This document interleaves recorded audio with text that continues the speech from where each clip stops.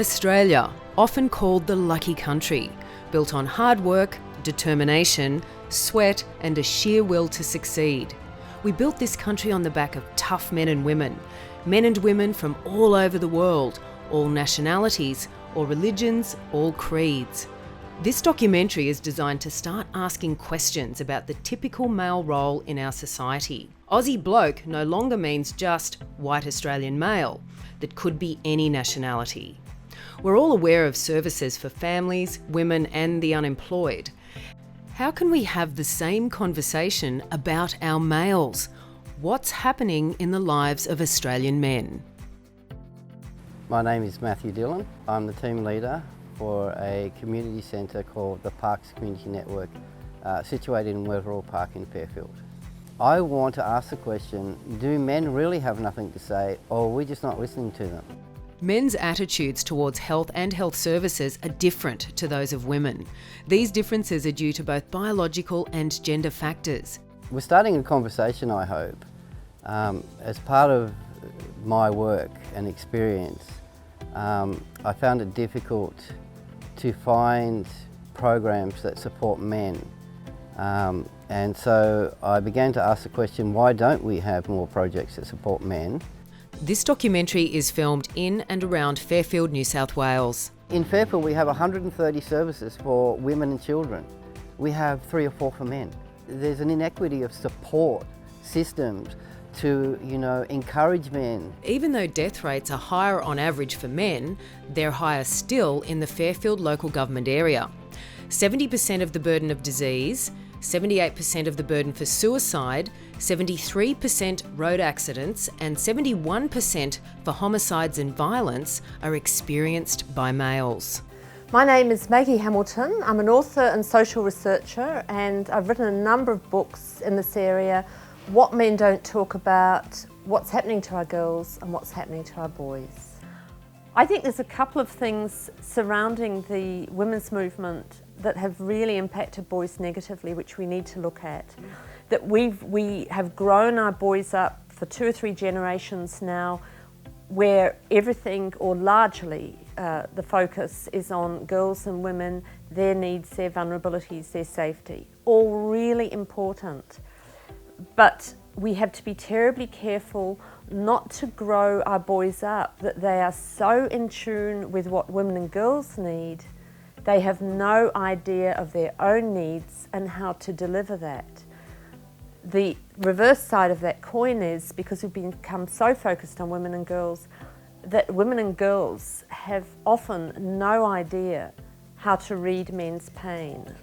And so because the focus has been on them, it's all about the blokes getting their act together, them dealing with their, things they need to work on. And what we have to do is to swing that back the other way. For me, doing the research and talking to so many men from so many backgrounds across the country, men have walked across the bridge into the world of women and girls. What we have to do now is to walk the bridge back and then come to a place in the middle where we all get each other. Men are more likely than women to engage in risky behaviours such as substance abuse and dangerous driving. They also have a higher incidence of many conditions and are more likely to die from certain causes. My name is Pierre. I'm a third year medical student over at the University of Western Sydney in Campbelltown. So right now I'm at Parks Community Centre. I'm on a placement at the moment. It's got a community placement, and basically I'm just sort of attached to this, and I'm going around to different community services that the park sort of orchestrate. In terms of the main issue with men's health, I think there's not a lot of education, and I think that there's a sort of stigma attached to, seeing a doctor or going to hospital or really talking about your health. Yeah, so in the 80s, most of the people who came from South America, went into construction jobs, the men would go into construction jobs or cleaning jobs, and you basically had to be very blokey to survive in the environment. Suck it up and get on with it, basically, was the mentality. So men wouldn't complain of pain. They had to go to work regardless, because if they didn't go to work, you couldn't claim a sickie, or there was all these pressures on the breadwinner of the house. My father fits right in the middle of your statistic, right? Heavy lifestyle, which was questionable, not looking after himself, I think the concept is I'm going to work through this, or I'll pain my way through this and I'll come out the other end and I'll be better for it. I see the whole thing with men starting with our little boys, and I think even though we understand more now about little boys than we did, we still are bringing them up to be tough and independent. And that's good, because we all need to be tough and independent to a level, but we can't do that if we haven't had a foundation of nurture and love. And that's where our boys miss out. And we still have parents freaking out about their boys if they show too much emotion, etc., and worried about, you know, are they strong enough, are they gay, whatever their worries are. So therefore, our little boys from very early on get the message they have to pretend they're strong and able to make decisions. Ischemic heart diseases were the leading cause of death in 2011. 11,733 males and 9,780 females. This reflects a sex ratio of 120 male deaths per 100 female deaths. Causes with a high proportion of male deaths included intentional self-harm or suicide, 316 male deaths for every 100 female deaths, trachea, bronchus and lung cancers, 157 male deaths for every 100 female deaths. Blood and lymph cancers, including leukemia, 128 male deaths for every 100 female deaths. Colon and rectum cancers, 122 male deaths for every 100 female deaths. Chronic lower respiratory diseases, 113 male deaths for every 100 female deaths. I used to go have a blood test every year. My GP said your PSA is going up higher. Then I had a biopsy, and the specialist rang me on a Tuesday night and he said, "You got prostate cancer. Come and see me tomorrow." I used to work for Telstra, and when I got it, I told everybody I saw, you can get prostate cancer at 45. And you should have a PSA test once a year. If nothing wrong, nothing lost. But if it starts to climb your PSA level, you find out what's wrong. We're in a whole new world with our teenagers, where we've got everything from porn, you know, binge drinking, drugs, and a lot of 21st century challenges that we never had. Our boys, I think, are more vulnerable than girls, because at least our girls have a good emotional kind of life. And then we get into the lack of ability to relate to others in relationships because of this. Relationships at work, romantic relationships, relationships with people in your community, etc. Men feel they have to be very competitive, and so therefore they're battling alone. And then this impacts health issues. You know, if you're supposed to be strong, and particularly if you're working in a macho area, whether it be mining or whatever, you're not going to show when you're feeling weak, so you compensate for that. And often the compensations are things like drugs, pornography, alcohol, things that help you feel better when you're really not feeling good inside. If you look at, you know, the death rates as we spoke about earlier for men, the suicide rates for men, as many men die a year from prostate cancer as women do for breast cancer, yet these things that deal with women have a higher identity in the community and are visually, you know, on media more often than for men. Because as a young man, I would never go to the doctor. You get crook and you get over it. Because that's how we were brought up as a young man, back in, say, in the 50s. We were brought up, you're a man, you don't complain about things like that. Mostly with men, the time they come forward and ask for, or they want to access a kind of service, it's usually the crisis time, you know, when it gets to a stage they're really desperate. I think men are struggling at the moment, and I think they're struggling because we've had, you know, women making all sorts of advances, and I think the traditional roles that men played, now women, you know, the women in their life or women around them may be earning more than them, may have a more senior job, etc. And I think men are struggling with where they fit in. Australia-wide, 7 men die a day.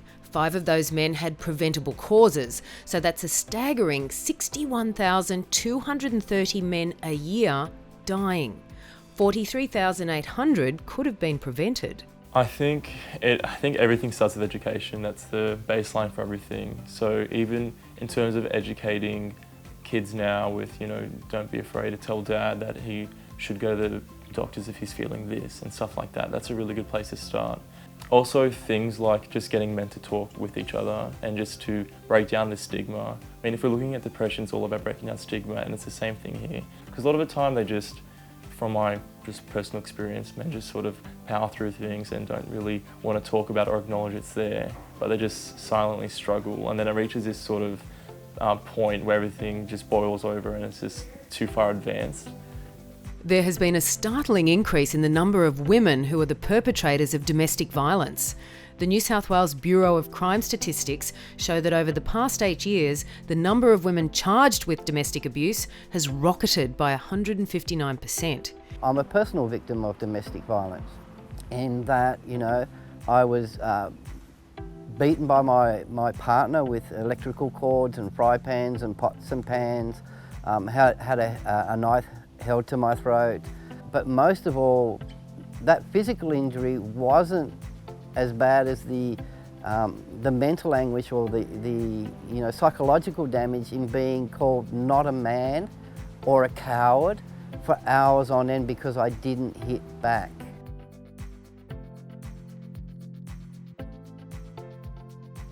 I have separated with my children's mum after 7 years of marriage, and it was on amicable terms. We both agreed to it, and I supported her in the breakup, and she had the kids, and I visited. During that 7 years, things deteriorated where I didn't seem to be getting the same benefits as it was at the start, until it got to a point where I was being taken advantage of, obviously.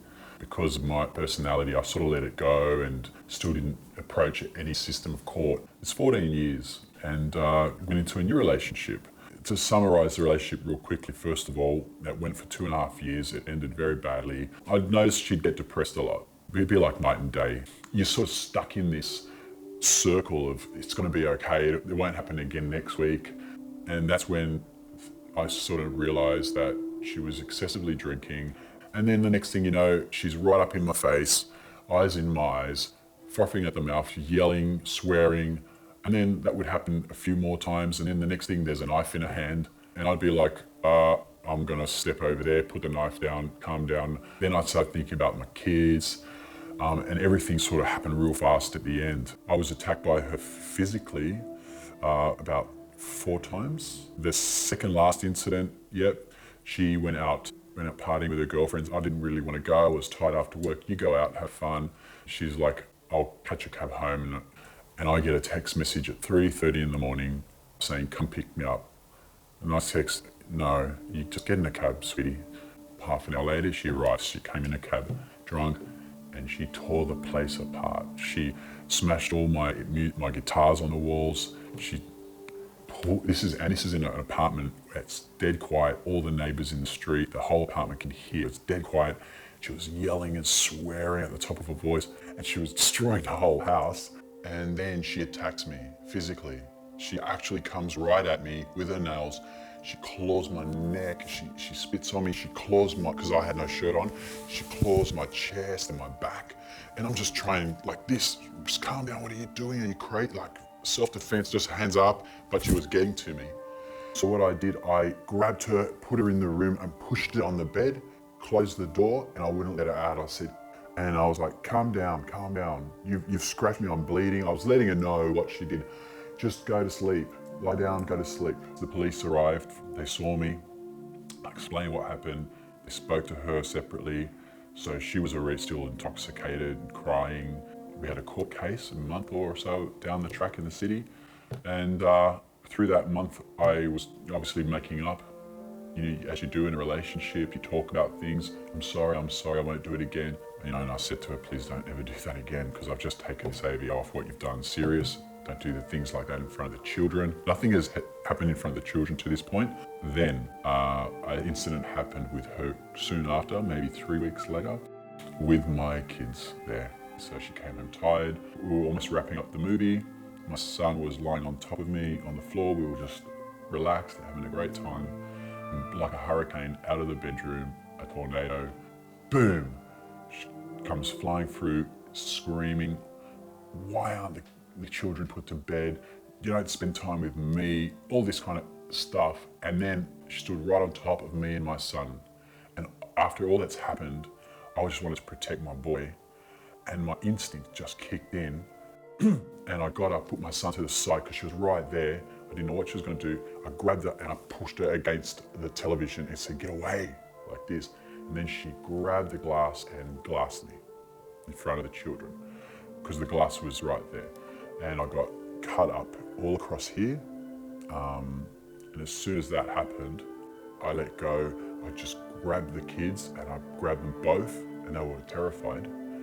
I grabbed them, locked them in their room, said, kids, and I had blood all over my face. They saw that, my kids were screaming. It was horrible.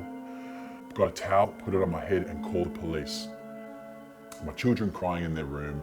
I just needed my kids out of the house safely, so I called my family, picked them up, called the police and the ambulance. Finally, everyone turned up and I just said, take the kids, don't ask questions, just get them out of here, it's not safe. That's the last I saw of my children for 1.5 years. The police came, luckily enough, it was the same, exactly the same police. They just arrested her instantly and took her away. She was out of there, so she was gone, all the stuff was out of the house. The rate of men reporting current partner violence since the age of 15 almost doubled, a rise of 175% since 2005. An estimated 119,600 men reported such violence in 2012. One of the most shocking things I found when I was doing the research into the lives of men behind the stereotypes that we have is that men are also victims of domestic violence. And we're not just talking about the odd man here, we are talking about many, many men. The moment I found out, I had all these people in my life, women in my life, who had stories. It was happening to their sons, it was happening to brothers, it was happening to uncles. And as I got deeper into it, I was shocked, you know, because the first reaction is, how can this happen to a bloke? You know, most blokes are stronger than women. Why can't they just defend themselves? But if you love somebody and you're not a violent person, you're not going to necessarily strike back until it gets to that point where you have to defend yourself. And so what I found was we had men who were being poisoned, who were having glass ground up and put in their food, furniture smashed, waiting till they were asleep at night and then attacking them with all sorts of objects. And it's horrendous. And what's interesting is when you speak out about this, or even broach the subject, is that people actually get very aggressive about it. And in standing up for this, I've actually had hate mail, you know, against me and threats and so forth. Men coming that were claiming to be victims of domestic violence and not being able to find support through the traditional service providers that are predominantly set up to look after women who are predominantly the victims of domestic violence. But there is an upsurge in male victims now coming forward, and we're not prepared for that in the service industry. We're not prepared to look after them, we're not prepared to support them because we don't have the infrastructure or the financial support.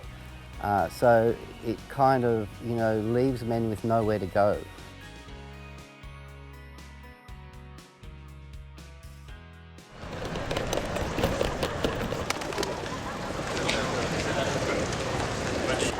Yeah, and I'll try and see you on Thursday and then get the...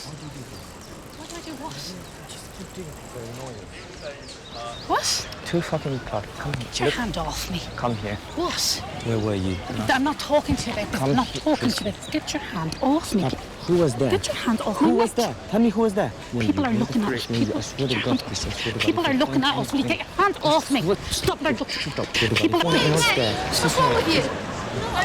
Honestly, we're fine. I'm grand, thanks. Okay, because someone will call the police if you carry on doing that to someone. Okay. Because if I don't, someone else will. Okay. It's perfectly fine. You don't have to put up with that, Alan. Okay. Thank you. My office is there. You're definitely all right. Yeah, I am. Problems just come and knock. I'm grand, thanks.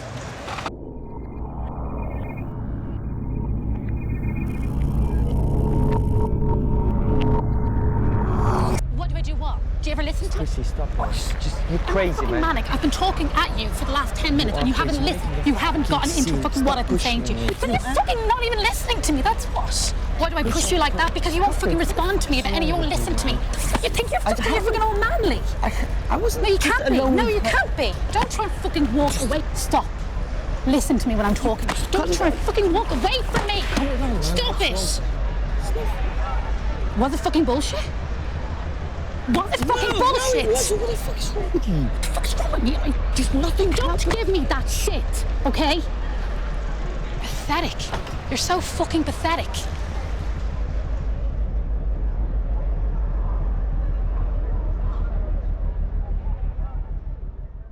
The vast majority of perpetrators of dating and partner violence against men were female. Only 6 or 7% of incidents involved same-sex violence. Men were less than half as likely as women to have told anybody about partner violence, to have sought advice or support, or to have contacted the police. So back in the 60s, my dad was abused by my mother, a victim of domestic violence, if you want to call it that. I can remember her hitting him over the head with a lemon juice bottle from the shop and smashing the bottle over his head and flattening the bottle. She hit him with such force. She hit him over the head with a biscuit tray. For whatever reason, who knows? But people still don't believe that men are victims of that sort of thing. So who the heck would believe him 30 years ago? No one. I even see a lot of men would go, "Oh, grow a set, mate. What's your problem?" Well, the problem is they're too gentlemanly to fight back, because the minute they do bash back, they're the perpetrators anyway instead of the victim. They then hide the fact that something is wrong. And I think you've also got to look at the fact of not just violence, but mental abuse. Don't give up hope that something can be done about it, that we can make people realise that men do get abused, that we need to set up some sort of forum, or there's always that support for women. We need to set up the same support networks for men so that they're not frowned upon and told to grow a set because they're saying, "Oh, somebody hit me." Well, yeah, okay. You know, we really need to set up that sort of support network and forum for men. For the next month and a half since the event, I was texting, trying to call my ex-wife. "Please let me explain what's happened. How are the kids?" "No, give me 2 weeks." "Okay." "No, I need another week." And then a few days later was a letter in the mail from her solicitors. The letter was basically saying that who I am, which apparently in this letter was a violent and not suitable father. Yeah, it was a horrible feeling reading that letter. I felt powerless, and that's when I decided, no, I'm going to take a stand for my rights as a father. And I've grown up my whole life in this country.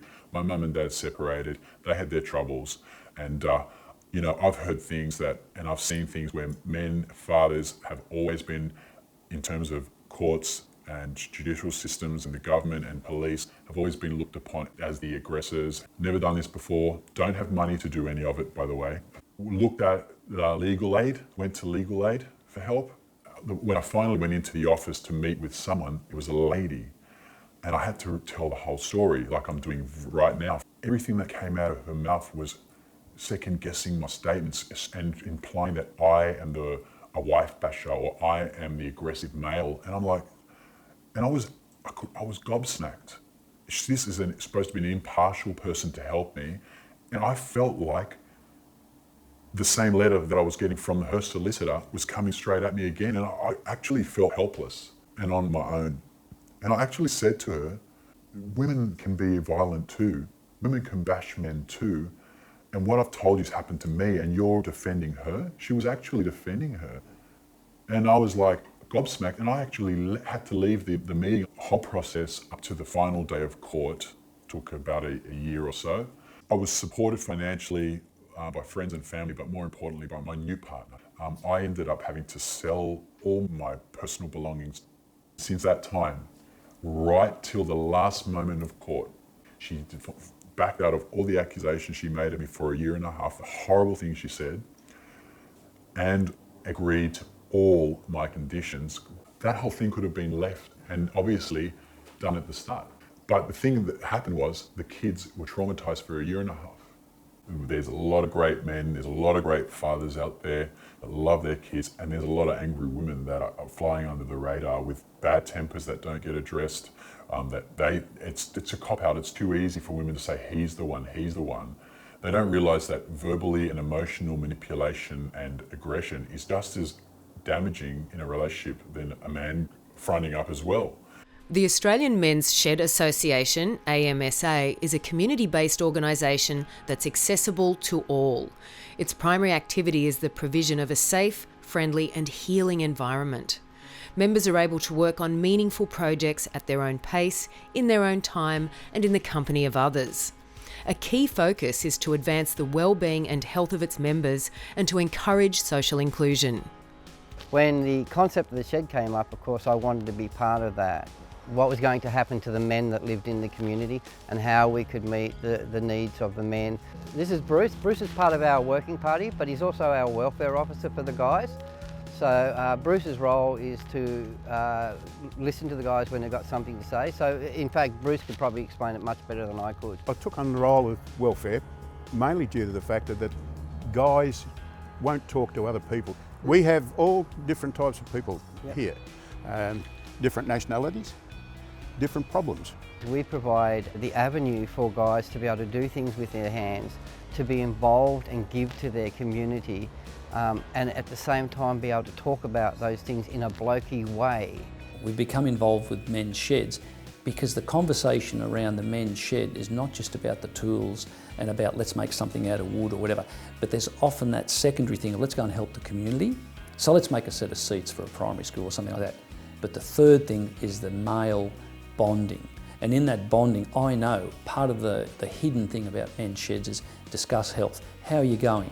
And we can do it in that safe environment. The shed, we're down the back with the boys, that sort of stuff. I had my workshop at home. I was quite happy. Well, I thought I was, until my missus told me, now you're getting depressed. She said, there's a men's shed not far around the corner. And I said, nah, a lot of old blokes, I'm not that old yet. I come down here, I've been in there for what, 3 years? And I haven't been in my own workshop because I come down here. And what I found is with the blokes here, you can talk about everything. What I talk to the blokes about, you don't talk to women about that. It's just not done. Maybe we come from a different time, maybe younger blokes today, it may be easier for them, I don't know. But for us blokes, it's easy to talk to each other than it is to go home and to talk to your wife. You've heard the banter go on between the blokes and us. We help each other where we can, if we can. Our cultural melting pot is one of the most successful in the world. However, the diverse backgrounds bring up several issues for men, especially in ethnic family units. In the beginning, when I arrived here, I found that this was very difficult for me to cope with other things, like because I was alone here.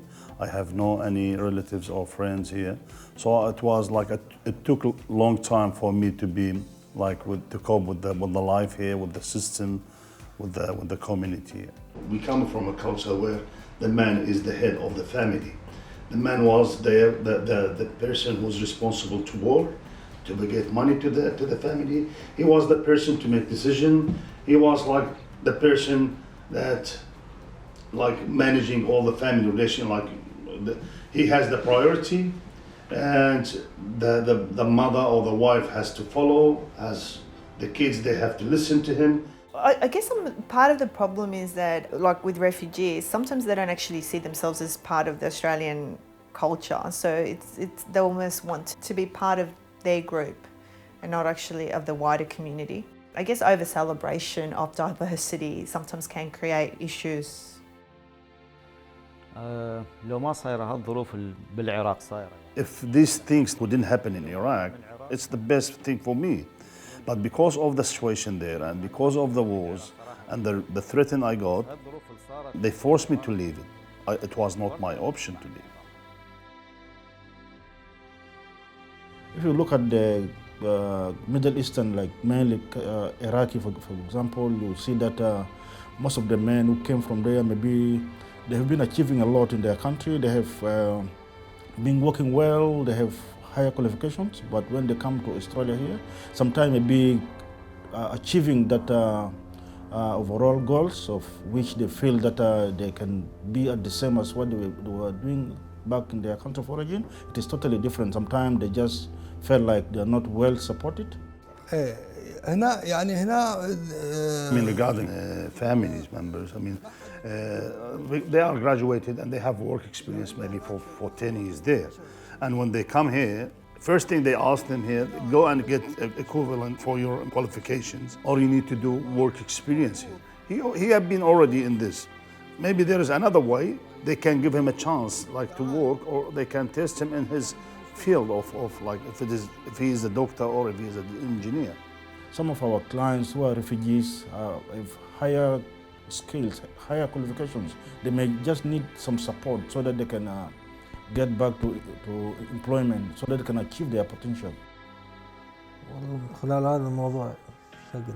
I agree with you. All men, they are like they keep inside themselves. They don't share.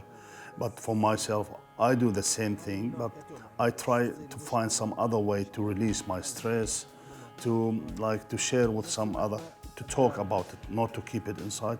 And I found it here is a good opportunity. I have many sadness inside, but in the same time he has another way to release this out. Either like laughing, joking, talking with others, going out.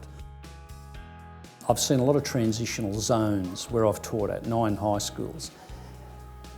It's not just here at Fairfield High School or the Fairfield area and southwestern Sydney / Fairfield area. Massive concentration of refugees and immigrants and those people who are dislocated and have come from another country. All the schools I've worked at, you tend to see that the children adopt Western customs very, very quickly, right? I'm amazed as to how quickly they have mobile phones. I'm amazed how quickly they're on Facebook, etc., etc. And I know in some of those statistics for some of those students, they were in camps a year ago, 2 years ago, 3 years ago, where there was nothing. You know, there was the base level of survival. Yes, they become the holders of the education. They become holders of knowledge. They become holders of language. And they do it quicker than the parents do. And yes, there is that conflict. And we've tried to address that. Part of what we've done here at Fairfield High School, we began a project called the Parents Cafe. And the Parents Cafe is not about making coffee, not about running a coffee shop.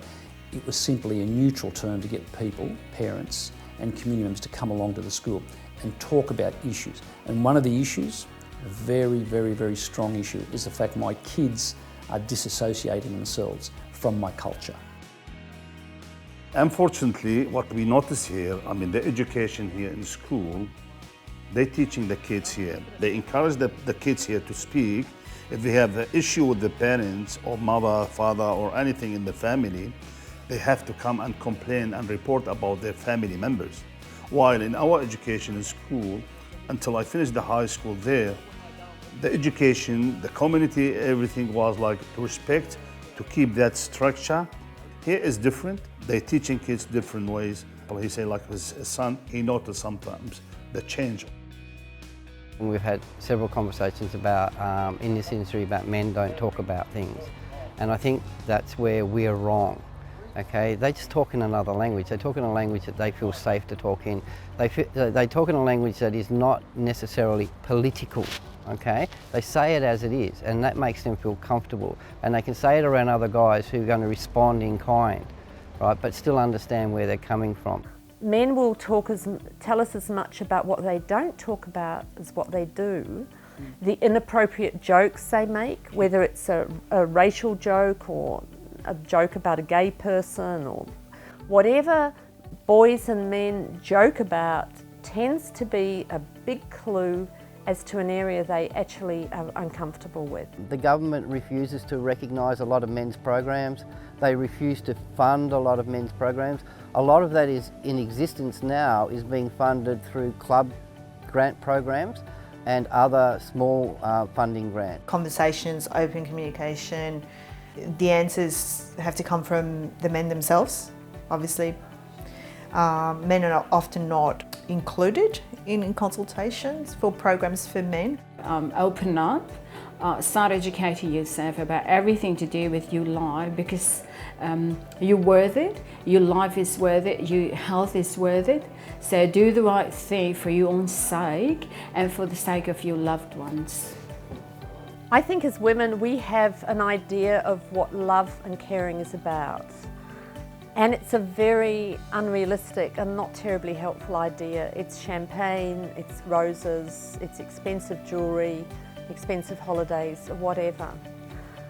What I've learned about being around men is that their love is much more profound than that. It's making sure our vehicles are roadworthy. It's making sure that we're safe at night, which sometimes might seem a bit controlling when they want to know where we're going to be. It's that very practical stuff of getting up a ladder, cleaning the toilets, drain out. It's not romantic. This is what we've got to look at. We've got to be real as human beings and authentic and honour all those little gestures that are done for us and realise how profound they are. And then something starts to sing for all of us.